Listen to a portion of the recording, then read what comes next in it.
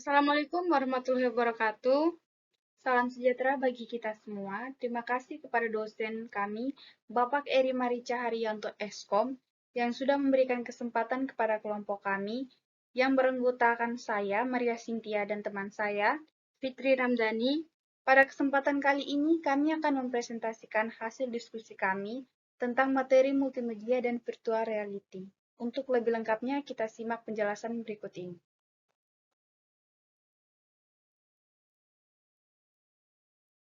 Baiklah teman-teman, apakah teman-teman sudah pernah mendengar apa itu multimedia? Baiklah, saya akan menjelaskan apa itu multimedia. Multimedia adalah gabungan dari berbagai media untuk menyampaikan suatu informasi.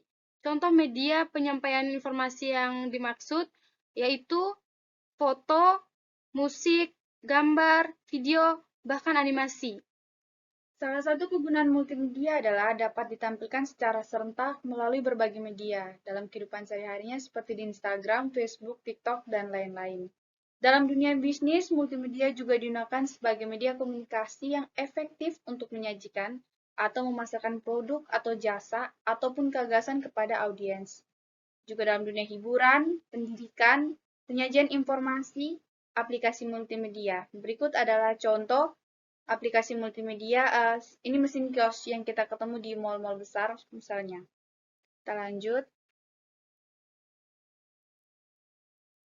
Kemudian elemen multimedia.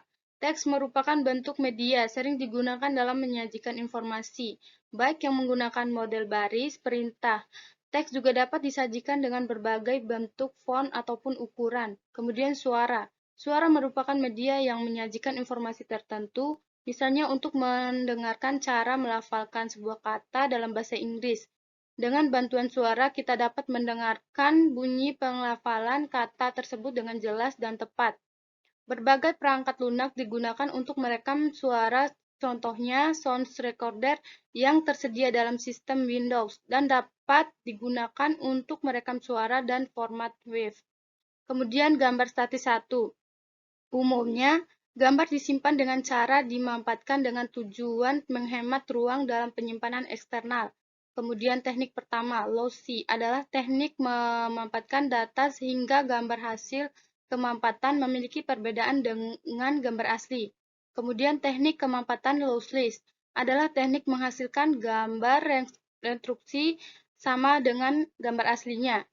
Kemudian video. Video menyatakan serentetan gambar yang menyiratkan suatu kejadian dan biasanya dilengkapi dengan suara. Kemudian perangkat lunak secara khusus ditunjukkan untuk membuat aplikasi multimedia disebut multimedia authoring system atau sering disebut authoring software. Beberapa contohnya adalah Outware, Quiz, Icon Author, serta Multimedia Director. Dan kita masuk berikutnya adalah virtual reality. Virtual reality adalah teknologi yang membantu seseorang melakukan simulasi objek nyata dengan menggunakan komputer yang membangkitkan suasana 3 dimensi sehingga pengguna seolah terlibat secara fisik. Contohnya, seorang pilot dapat menggunakan sistem virtual reality untuk melakukan simulasi penerbangan sebelum melakukan terbang yang sesungguhnya. Kita lanjut yang berikut. Virtual Reality 1. Glove adalah piranti masukan yang dapat menangkap gerakan tangan serta mengirimkan informasi gerakan dalam sistem virtual reality. Piranti Virtual Reality 2 adalah piranti yang berfungsi untuk memonitor gerakan kepala. Selain itu, piranti inilah yang memberikan pandangan lingkungan yang semu kepada pengguna sehingga seolah pengguna melihat dunia nyata. Walker. Adapun beberapa contoh Walker ini ya. Berikutnya cara kerja virtual reality. Pengguna melihat dunia virtual yang sebenarnya berupa gambar bersifat dinamis. Melalui perangkat handphone atau speaker, pengguna dapat mendengar suara realistik melalui headset, glove, serta walker. Semua gerakan pengguna dipantau oleh sistem, serta memberikan reaksi sesuai sehingga pengguna seolah merasakan situasi nyata baik secara fisik maupun psikolog. Adapun juga efek negatif virtual reality. Penderita mungkin merasakan ketegangan mata, serta bahkan disertai rasa pusing. Terkadang secara psikolog, penderita masih terbawa pada suasana virtual yang diciptakan oleh sistem walaupun telah kembali ke dunia nyata. Jadi seakan-akan dia merasa nyata di dunia virtual ya.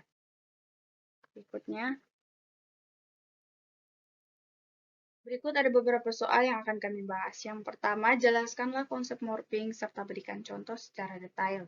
Yang kedua, jelaskanlah konsep serta contoh penggunaan serta aplikasi virtual reality. Yang pertama, konsep morphing adalah merubah efek di mana satu objek berubah secara perlahan menjadi objek lain. Contohnya ada gambar di sini. Kita lihat di sini gambarnya ada 5 kotak. Kotak yang pertama gambar seorang wanita. Pada kotak yang kedua masih gambar seorang wanita yang perlahan akan bertransformasi untuk menjadi singa. Yang ketiga juga sudah mulai separuh wajahnya sudah muncul wajah singa. Keempat dan kelima sempurna untuk wajah singa. Yang kedua, konsep virtual reality adalah teknologi yang memungkinkan seseorang dapat melakukan simulasi dengan menghadirkan visual dan suasana 3 dimensi. Jadi ketika menggunakannya akan membuat kita seolah hadir dan terlibat secara langsung dalam suasana tersebut. Contohnya seperti VR Box. Yang perangkat VR Box, VR standar terbentuk kotak yang menggunakan smartphone sebagai sumber gambar. Perangkat ini dominan digunakan untuk bermain game atau sekedar menonton video. Berikutnya.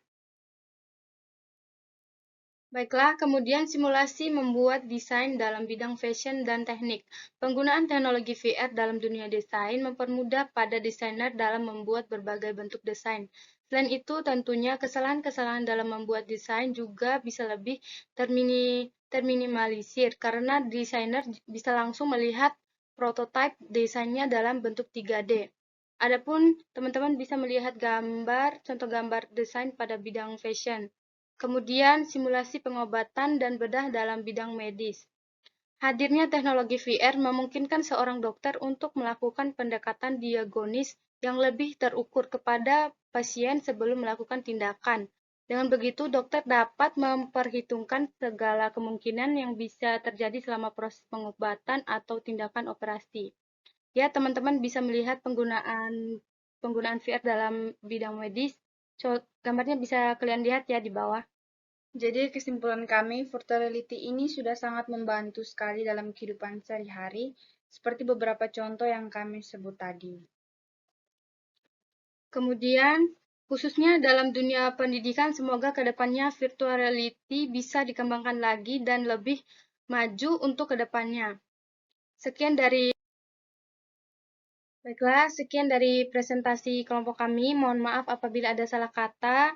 Wabillahi taufiq wal hidayah. Wassalamualaikum warahmatullahi wabarakatuh.